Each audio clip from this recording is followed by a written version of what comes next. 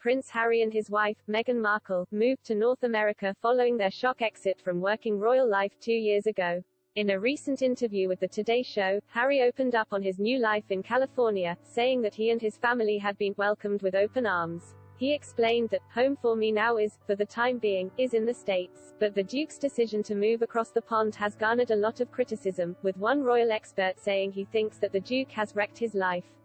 Royal biographer Howard Hodgson told Express.co.uk, Harry, is now living abroad, cut off from his family and signing up deals with Netflix, which produces The Crown.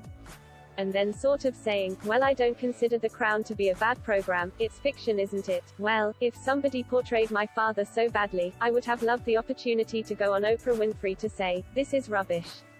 But he never said it was rubbish. He added, "And having said, I want to go and live in America because I want to be left to live my own life in private, the last thing I would do is go on the Oprah Winfrey show." So I think there is a huge amount of I think he is a very confused man, and the situation is, I'm afraid, I think Harry has wrecked his life, which often happens in the heir and spare dynamic, the Queen and Princess Margaret, Edward VIII and George VI. Since they were born, Prince William and Harry have held two unofficial titles, dubbed the heir, William, the future king, and the spare, Harry. These hierarchical roles have proved to be rather impactful, with spares, such as Prince Andrew and Princess Margaret, struggling to navigate their royal roles. With William destined for the top job from a young age, Harry had more room to find his own path. Robert Lacey recounted a conversation between the princes in his book Battle of Brothers, which puts the heir and spare dynamic, in Harry's own words. Speaking to his older brother, a 4-year-old Harry said, "You'll be king one day. I won't. So I can do what I want." Mr. Hodgson's comments come after the Duke and Duchess of Sussex's secret visit to the UK, during which they reportedly met with the Queen and Prince Charles, marking the couple's first visit to the UK since their departure. Harry had returned to his home country twice before their low-key stop-off, once for the funeral of his grandfather, Prince Philip, in 2021, and second for the unveiling of a statue in tribute to his late mother, Diana, Princess of Wales. Now, after 2 years in the US, the Sussexes returned to the UK in what has been dubbed an olive branch. Harry and Meghan met the Queen at her home, Windsor Castle, for a quiet reunion. During his Today Show interview, the Duke described his visit to the Queen, saying, "Being with her, it was great. It was so nice to see her. Shusha's on grateful. Shusha's always got such a great sense of humor with me and him, just making sure Shusha's protected and got the right people around her." The couple are also understood to have met Prince Charles and Camilla, Duchess of Cornwall, during their Windsor visit.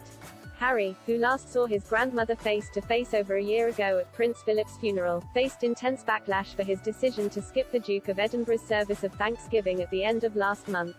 The Duke's absence came amid his ongoing legal battle with the Home Office over police protection while in the UK, with Harry saying he does not feel safe returning with his family. But the meeting last week reportedly went off without a hitch, with the Sussexes' spokesperson saying they can confirm that they visited the Duke's grandmother, as we previously said he hoped to do.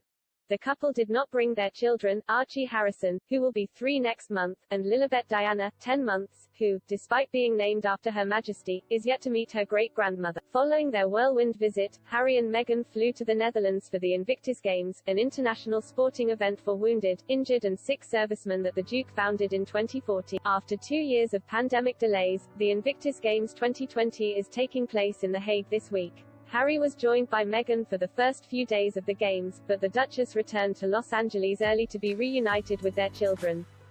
The Duke is set to stay in the Netherlands for the duration of the event, which comes to an end on Friday. Their next European visit could come in June as the Queen celebrates her Platinum Jubilee.